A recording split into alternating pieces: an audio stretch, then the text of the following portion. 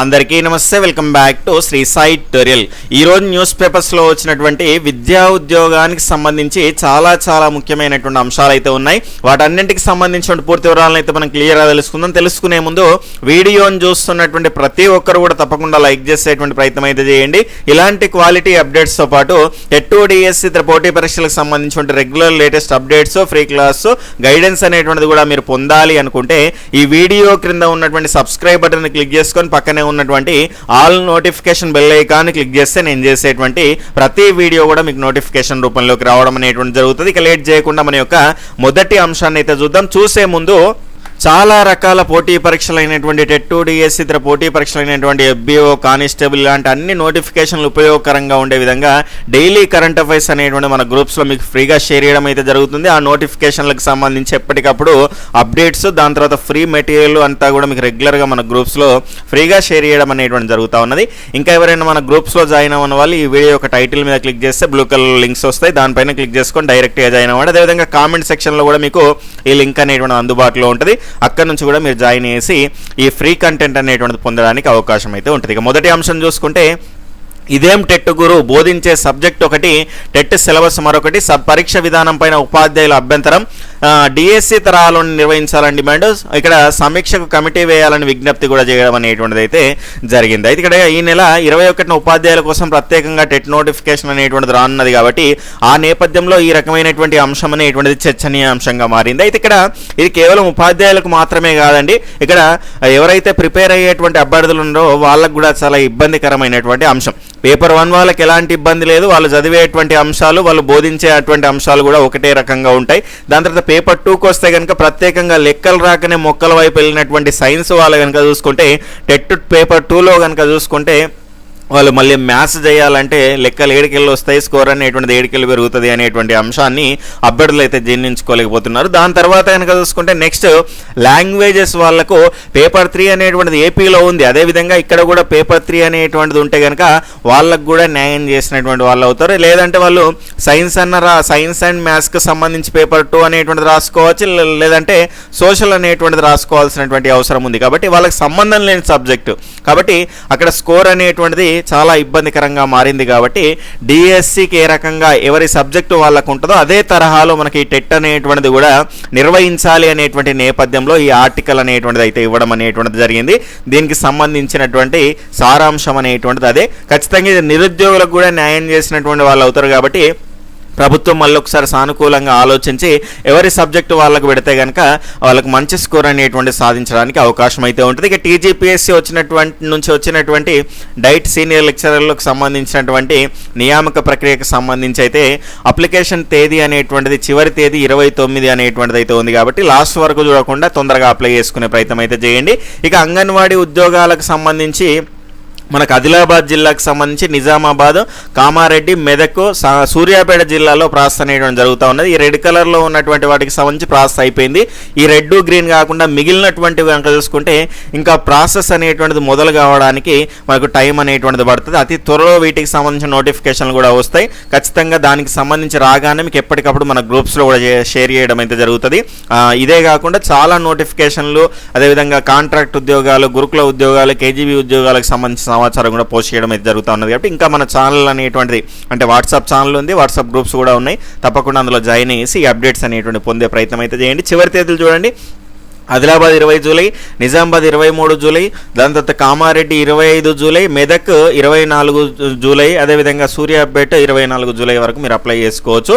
తొందరగా అప్లై చేసుకునే ప్రయత్నం అయితే చేయండి. ఇక డిఎస్సి నోటిఫికేషన్ పరిస్థితి ఏంటి, ఇప్పట్లో వచ్చే అవకాశం ఉందా లేదని చాలామంది అభ్యర్థులు అయితే మెసేజ్ చేయడం అనేటువంటి జరుగుతూ ఉన్నది.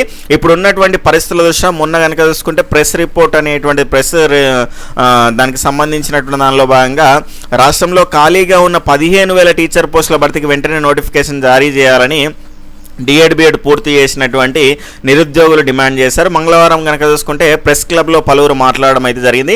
3 లక్షల మంది నిరుద్యోగులు డిఎస్సి కోసం ఎదురు చూస్తున్నారని, మన గతంలోనే ఒక డిఎస్సి వడంగానే 6,000 పోస్టులు ఉన్నాయి, నెక్స్ట్ వేస్తాము అని చెప్పడం అయితే జరిగింది. కాబట్టి ఇలా 4 టెట్లైనా ఇంకా డిఎస్సి ప్రస్తావన రావలేకపోవడం వల్ల చాలామంది ఇబ్బంది పడుతున్నారు అనేటువంటి నేపథ్యంలో ప్రెస్ క్లబ్లో మొన్న దానికి సంబంధించినటువంటి సమావేశంలో మాట్లాడడం అయితే జరిగింది. నిరుద్యోగ అభ్యర్థులంతా కూడా వాళ్ళ ప్రయత్నం వాళ్ళు కూడా చేస్తూ ఉన్నారు. డిఎస్సి నోటిఫికేషన్ రావడానికి.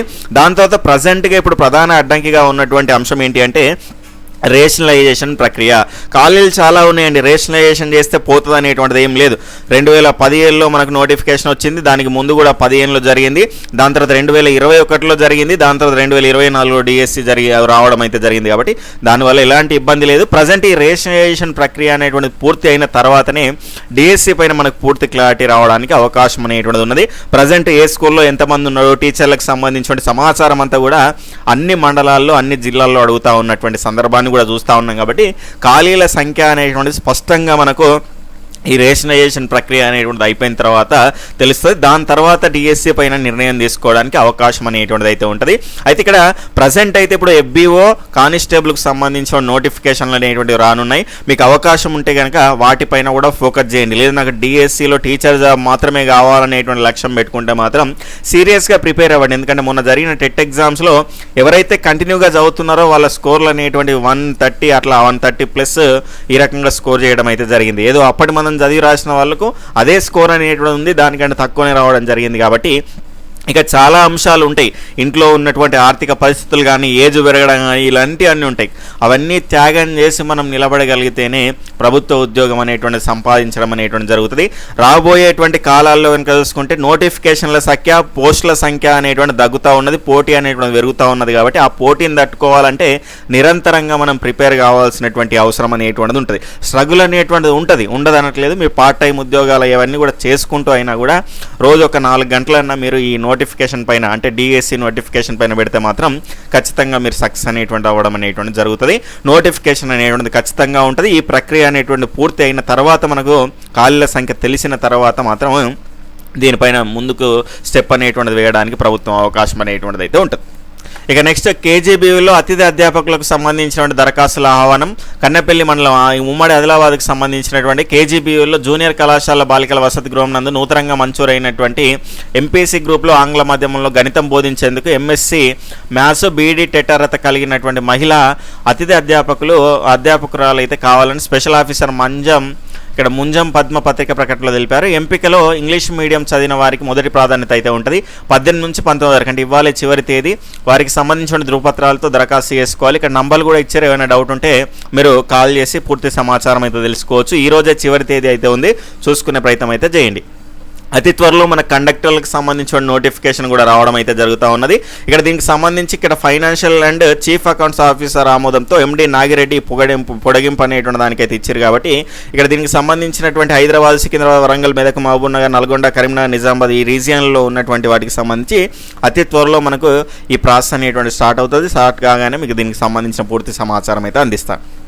సాంఘిక సంక్షేమ గురుకులాల్లో పోస్టుల భర్తీకి చర్యలు. ఇక్కడ తెలంగాణ సాంఘిక సంక్షేమ గురుకుల విద్యాలయాల సంస్థచే నడపబడుతున్నట్టు సాంఘిక సంక్షేమ గురుకులాల్లో తాత్కాలిక అధ్యాపకులకు సంబంధించి ఉపాధ్యాయుల భర్తీకి చర్యలు తీసుకోవడం జరుగుతుందని తెలంగాణ సాంఘిక సంక్షేమ రెసిడెన్షియల్ జూనియర్ కళాశాల ప్రిన్సిపల్ TGSWREISకు సంబంధించి సమన్వయకర్త కోటూరి రామకళ్యాణి తెలిపారు. జిల్లాలో 9 సాంఘిక సంక్షేమ గురుకుల పాఠశాల, జూనియర్ కళాశాలలో ఆంగ్ల మాధ్యమంలో బోధన చేసేందుకు తాత్కాలిక బోధనా సిబ్బంది ఎంపిక కొరకైతే అర్హత కలిగినటువంటి అభ్యర్థుల నుంచి దరఖాస్తులను స్వీకరించడం అనేటువంటి జరుగుతున్నటువంటి అంశాన్ని అయితే చెప్పారు. తాత్కాలిక పద్ధతిన జూనియర్ లెక్చర్లు, పీజీటీ, టీజీటీ, స్పెషల్ టీచర్ల కొరకు ఈ నెల 23 సాయంత్రం 4 గంటల్లోగా లక్షటిపేట మండల కేంద్రంలో సాంఘిక సంక్షేమ గురుకుల బాలికల కళాశాలలో దీనికి సంబంధించి పని వేళల్లో అభ్యర్థుల నుంచి దరఖాస్తులు అయితే స్వీకరించడం అయితే జరుగుతూ ఉన్నది. 25న జూనియర్ లెక్చరర్కి సంబంధించి, పీజీటీకి సంబంధించి, 27వ తేదీన కనుక చూసుకుంటే టీజీటీ స్పెషల్ టీచర్కి సంబంధించి అయితే 2 రోజుల పాటు ఉదయం 9 గంటల నుంచి తరగతి బోధన పరిశీలన నిర్వహించడం జరుగుతూ ఉన్నది. దీనికి సంబంధించి మార్కులు అవన్నీ కూడా పూర్తి సమాచారం అనేటువంటిది ఇవ్వడం అయితే జరిగింది. కాబట్టి ఇంట్రెస్ట్ ఉన్న వాళ్ళు స్క్రీన్ షాట్ తీసుకొని అప్లై చేసుకునే ప్రయత్నం అయితే చేయండి. ఇక్కడ ఎఫ్ఆర్ఎస్ హాజరు లేకుండా పరీక్షలు రాయలేరు అనేటువంటి అంశం డైట్లు కానీ, ప్రైవేటు డిఈడి కళాశాలలు కానీ దీనికి సంబంధించి అయితే పూర్తిగా ఈ ఎఫ్ఆర్ఎస్ అనేటువంటిది ప్రభుత్వ టీచర్లకే కాదు అందరికి కూడా అమలు చేయడం అనేటువంటిది అయితే జరుగుతూ ఉన్నది. 19,000 పోలీసు ఉద్యోగాలకు నోటిఫికేషన్ వేయాలి అనేటువంటి నేపథ్యంలో నిరుద్యోగ అభ్యర్థులు నిరసన అనేటువంటి వ్యక్తం చేస్తున్న 5,000, 7,000 అనేటువంటిది వద్దు, 19,000 వేస్తే అందరికీ న్యాయం జరుగుతుంది అనేటువంటి నేపథ్యంలో కూడా ఈ రకమైనటువంటి అంశాలు అనేటువంటివి అయితే ఉన్నాయి. ఇక అంబేద్కర్ ఓపెన్ యూనివర్సిటీ నోటిఫికేషన్ అనేది వచ్చింది తెలిసిందే. ఇక్కడ నార్మల్ అభ్యర్థులకు, జనరల్ అభ్యర్థులకు 1000, ఎస్సీ ఎస్టీ పీడబ్ల్యూ వాళ్ళకేమో 750. లాస్ట్ డేట్ అనేటువంటిది ఇక్కడ 24 వరకు అయితే ఉంది వితౌట్ లేట్ ఫీజు. 500 కడితే కనుక 26 వరకు అయితే ఉంది. ఇక్కడ హాల్ టికెట్లు అనేటువంటి 27 జూలై వరకు అయితే మనకు 29 జూలై అందుబాటులో ఉంటే అఫీషియల్ లింకు. కొత్తగా డిఎస్సి వాళ్ళు కూడా చేయొచ్చు. 2 సంవత్సరాల ఎక్స్పీరియన్స్ ఉండాలి అనేటువంటిది, ఇన్ సర్వీస్ ఉండాలనేటువంటి నిబంధన లేదండి. ఇప్పుడు మీరు ఎన్ని సంవత్సరాలు ఉన్నా కూడా రాసుకోవడానికి అవకాశం అనేటువంటిది ఉన్నది. 2 సంవత్సరాలు పూర్తి కాకపోయినా కూడా క్లియర్గా చూసుకునే ప్రయత్నం అయితే చేయండి. బీసీ అభ్యర్థులకు సివిల్స్ ఉచిత శిక్షణ అనేటువంటి అంశం. నేటి నుంచి ఆన్లైన్ దరఖాస్తుల స్వీకరణ. స్టడీ సర్కిల్ డైరెక్టర్ మామిడి హరికృష్ణ అనేటువంటి అంశాన్ని అయితే మనం చూడొచ్చు. ఈ రకంగా ఈరోజు న్యూస్ పేపర్స్లో వచ్చినటువంటి విద్యా ఉద్యోగ సమాచారం అయితే ఉంది. ఇది మీకు ఉపయోగపడ్డది అనిపిస్తే మీ యొక్క ఫ్రెండ్స్కి కూడా షేర్ చేసేటువంటి ప్రయత్నం అయితే చేయండి. బాయ్, టేక్ కేర్, జై హింద్.